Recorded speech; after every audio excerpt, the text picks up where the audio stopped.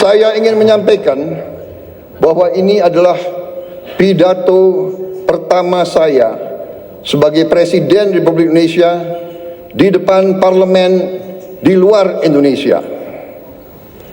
Jadi saya mengakui bahwa saya agak grogi.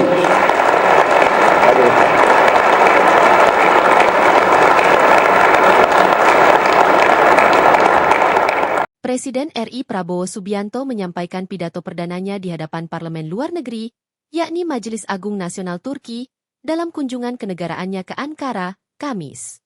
Dalam sambutannya yang hangat, Presiden Prabowo secara terbuka mengakui rasa groginya saat menyampaikan pidato di forum internasional yang penuh kehormatan tersebut.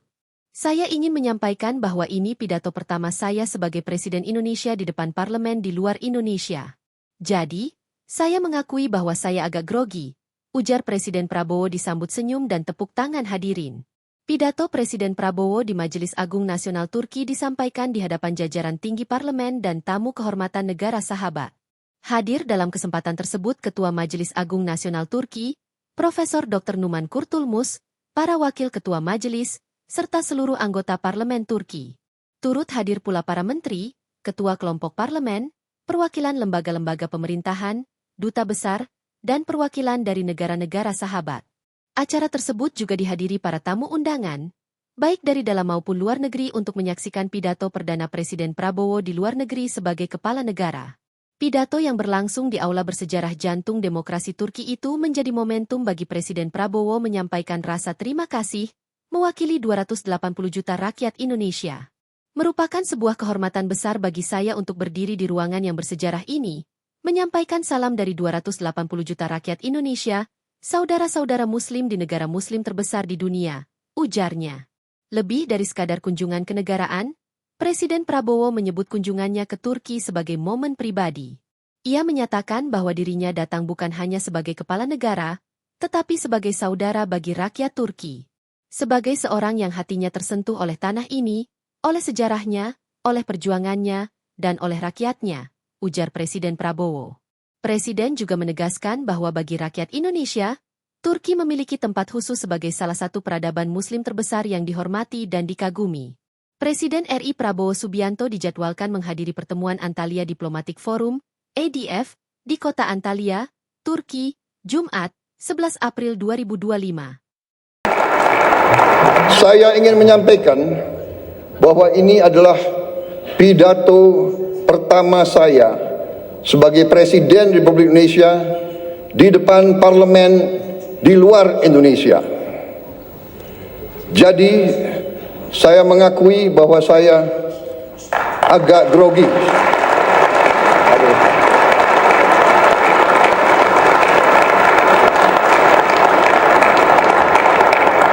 Kunjungan ini bukan sekedar kunjungan kenegaraan.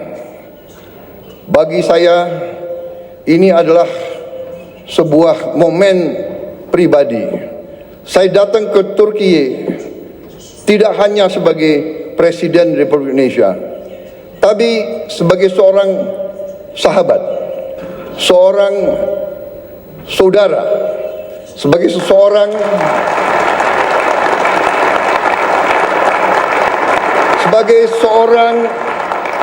yang hatinya tersentuh oleh tanah ini, oleh sejarahnya, oleh perjuangannya, oleh rakyatnya. Turki memiliki tempat yang khusus, yang istimewa di hati rakyat Indonesia. Bagi rakyat Indonesia, Turki adalah peradaban Muslim yang terbesar. Bagi umat Islam di Indonesia,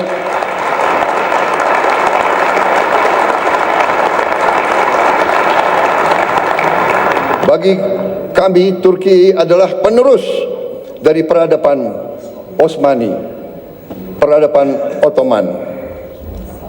Kita ingat dalam sejarah kita, pada saat sultan-sultan kita diserang oleh imperialis dari barat,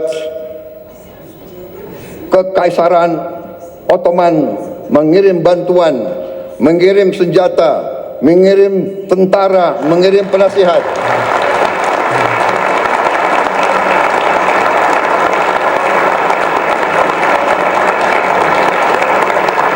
Sampai hari ini, tiap kali saya mengunjungi daerah-daerah sebagai politisi, saya berkampanye, saya ke Sumatera, saya ke Aceh, saya ke Deli Serdang, mereka ingat, mereka cerita bahwa dulu kakek-kakek mereka dilatih, dibantu oleh perwira-perwira, prajurit-prajurit dari Kekaisaran Ottoman. Sampai hari ini masih diceritakan oleh rakyat Indonesia. Jadi itulah hubungan kami. Itulah kenapa saya datang ke sini.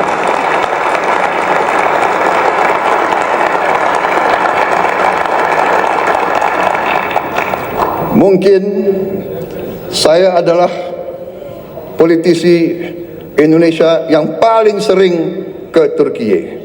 Mungkin pemerintah Anda bisa mencatat hampir tiap tahun saya hadir di Turki.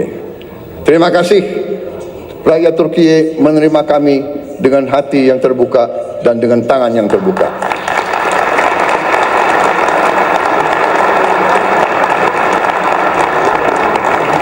Ikatan ini lahir dari nilai-nilai yang sama. Perjuangan bersama.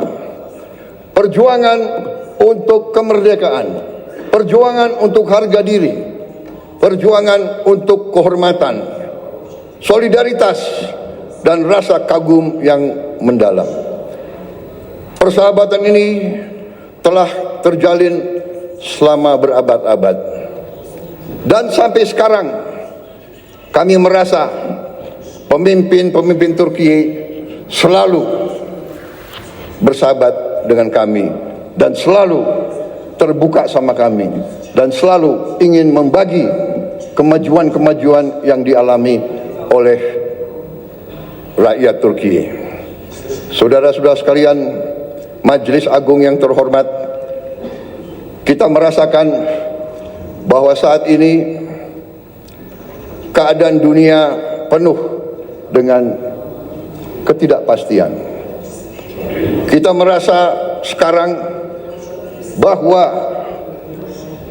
terjadi penindasan oleh bangsa-bangsa yang besar terhadap bangsa-bangsa yang lemah. Kenapa saya bicara begini?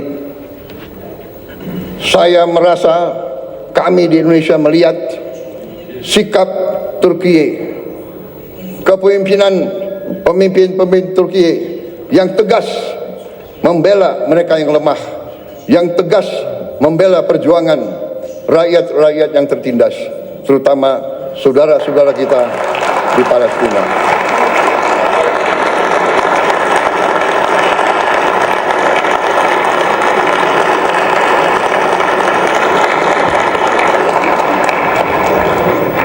Banyak negara bicara tentang demokrasi, bicara tentang hak asasi manusia, tetapi pada saat anak-anak dibom, ibu-ibu tidak berdosa dibom, rakyat Gaza kehilangan semua kehidupan mereka, banyak negara diam, pura-pura tidak tahu, dan pura-pura bahwa itu bukan pelanggaran hak asasi manusia.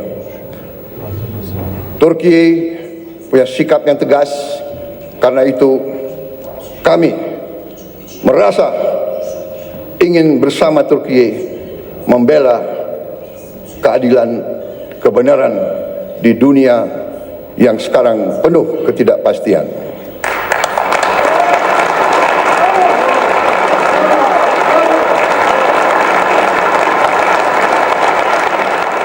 Terima kasih telah menyaksikan berita terkini dari sinarharapan.co. Saksikan terus konten-konten menarik lainnya.